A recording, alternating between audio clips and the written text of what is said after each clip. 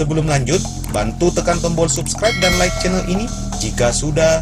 Terima kasih. Dan saya doakan buat teman-teman yang sudah melakukannya diberi kesehatan dan rezeki yang berlimpah. Amin.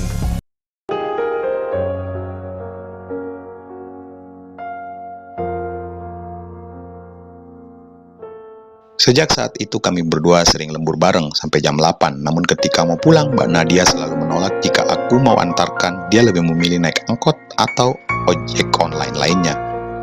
Sampai pada suatu hari kebetulan kami kalau pulang satu arah, aku seperti melihat Mbak Nadia duduk di halte. Akhirnya aku putar balik agar bisa memastikannya. Ternyata benar, itu Mbak Nadia. Aku bisa pastikan karena melihat bros kupu-kupu di jilbab depannya. "Mbak, ngapain di sini?" tanyaku saat mendekatinya.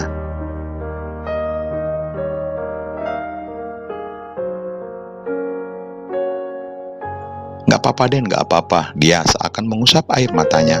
"Kok nangis, Mbak? Kenapa?" "Nggak apa-apa, aku anterin pulang aja ya, Mbak."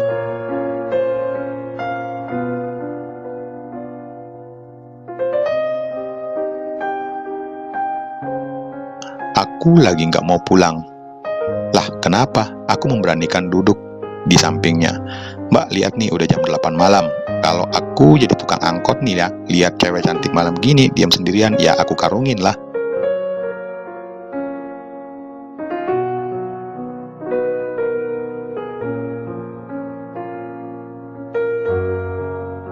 "Ikut aku aja ke Starbucks, aku traktir." Aku tahu Mbak Nadia suka Starbucks karena aku lihat beberapa kali dia pesan online.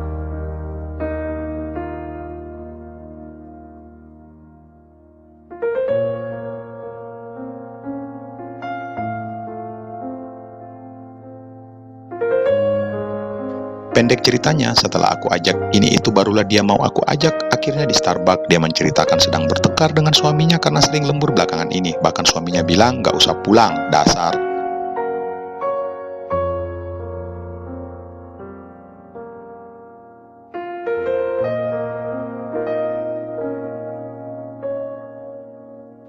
Aku kaget karena suaminya menggunakan kata itu. Pada akhirnya aku hanya bisa mendengarkan curhatannya saja. Aku tak berani memberi saran. Aku juga belum menikah. Mana bisa memberi saran pada orang sudah menikah, ibaratnya ngajarin berenang ke bebek.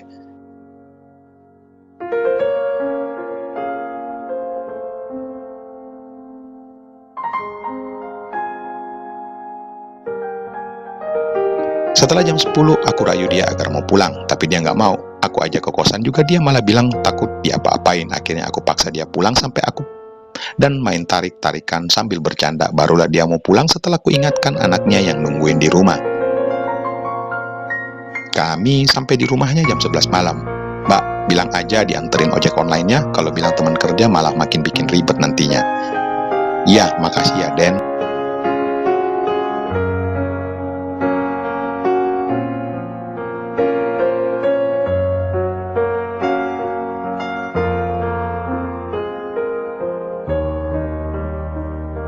"Sama-sama, Mbak."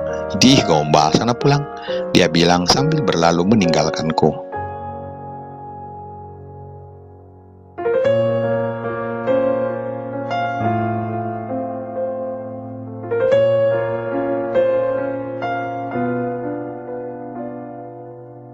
Besoknya Mbak Nadia memintaku jangan memberitahu siapa-siapa soal semalam. Aku mengiyakan saja. Pada akhirnya kami membuat satu kesalahan. Seorang pelanggan mengeluh kalau pakaian yang dia pesan berbeda dengan pesanannya. Akhirnya kami mengirim pakaian yang baru karena ternyata setelah diselidiki aku yang salah memasukkan kode pesanan. Jadi terpaksa aku yang harus mengganti biaya beli baju dan ongkirnya. Lumayan mahal, namun Mbak Nadia nggak mau aku tanggung sendiri bebannya. Sehingga akhirnya kami menggantinya patungan.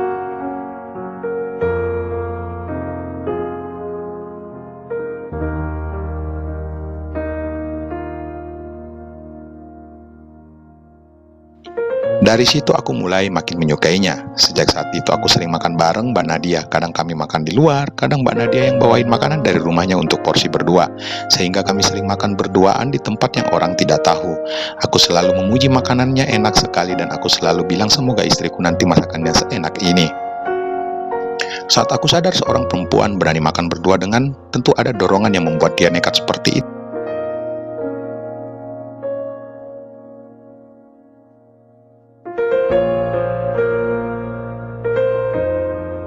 merasa dia mulai nyaman denganku. Bahkan pernah beberapa kali kami sholat bersama dan Mbak Nadia meminta dia sebagai imamku. Entah kenapa aku sangat senang.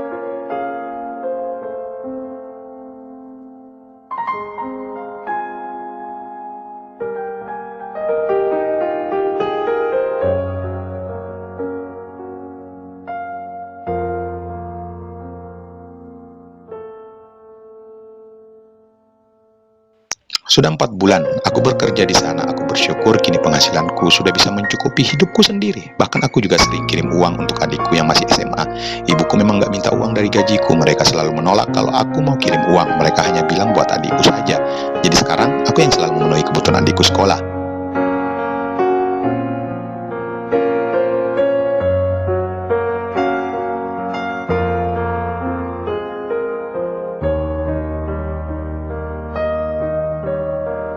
Cukup sering aku menggodanya kalau sedang chattingan, namun Mbak Nat sangat tahu batasan, dan kalau aku melewati batas biasanya dia selalu menegurku. Aku harus bersabar.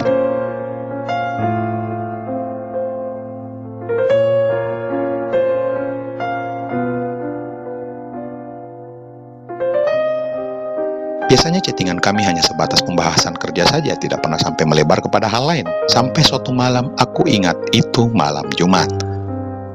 Mbak, kalau ada pesanan lewat masa PO-nya gimana ya?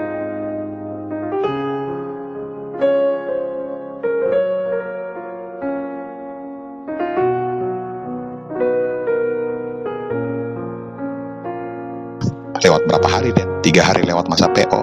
Ya udah, chat aja bagian produksi bahannya udah belanja belum? Kalau belum, masukin aja.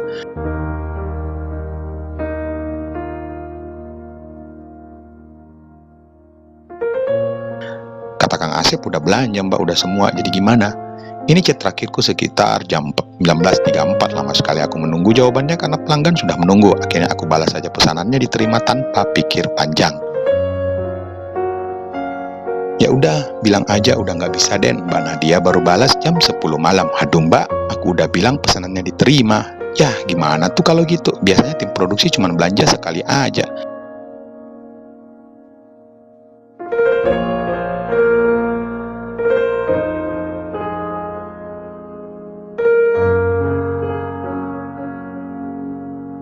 Aduh Mbak sih balasnya lama, dari mana sih? Sunnah ya? Apaan sih? Ya udah besok minta kode warna kain kamu yang beli bahannya. Mengalihkan.